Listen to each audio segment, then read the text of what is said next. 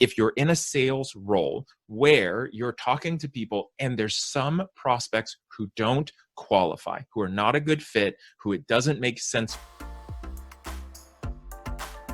Hey there, Jason Cutter again with another authentic persuasion topic. Let's go ahead and check the wheel. If you haven't been following along, I've been doing this. This is now day 25, and I'm picking topics from Authentic Persuasion, my course and my upcoming book, and then just letting fate decide what we're going to talk about. So here is the assumptive close. Now, one of the things is that I'm not a huge closing line strategy person, depending on what I'm doing for training, because it's usually about the fundamentals. You want to focus on the fundamentals, and there's so many common things that people aren't doing as well as they could in sales.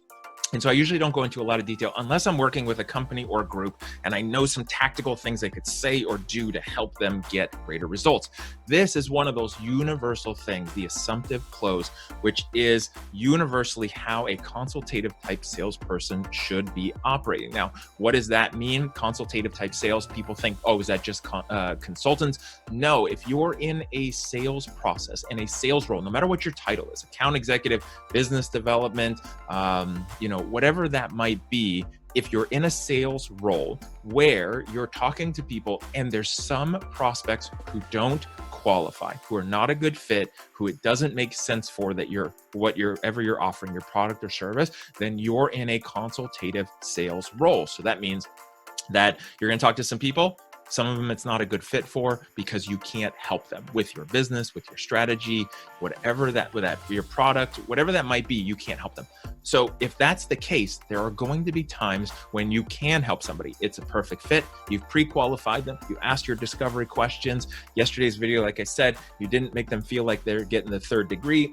They're open. They're sharing with you. You can provide your solution, your product, your service, your idea, and then move forward. And what you want to do is always focus on the fact that once they're talking to you, they've essentially given you permission to move forward by answering your questions, and then you've given them some diagnosis, and then that prescription is you want to move forward.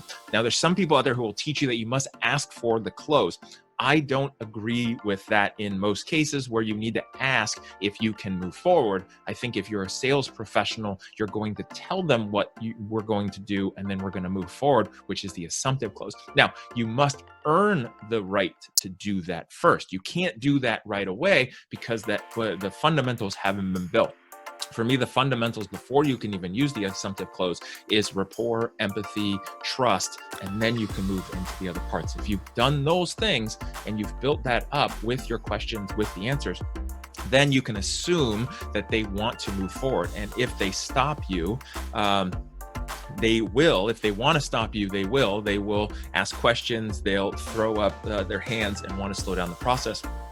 Otherwise, as a professional, you want to move forward. I've talked about this before in other videos where it's kind of like the doctor. The doctor doesn't say, hey, your leg is broken. Here's the options. Let me know what you'd like to do. They take it that they have permission since you're there. They've examined you.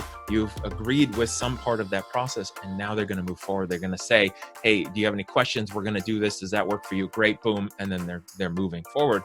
They're not asking you for a lot of permission or options or having to be on board. They're assuming, but for the right reasons. The assumptive close is very valuable, very important to do. It's also a very careful thing you have to use because you have to make sure your intentions are right and the information is there, and then you can do it. So hopefully you make sure to do that, build up the rapport, empathy, trust. Then you can use the assumptive close, take people with you and help them by persuading them to move forward with something that's going to get them into a better place. That's it for today. I'll see you tomorrow.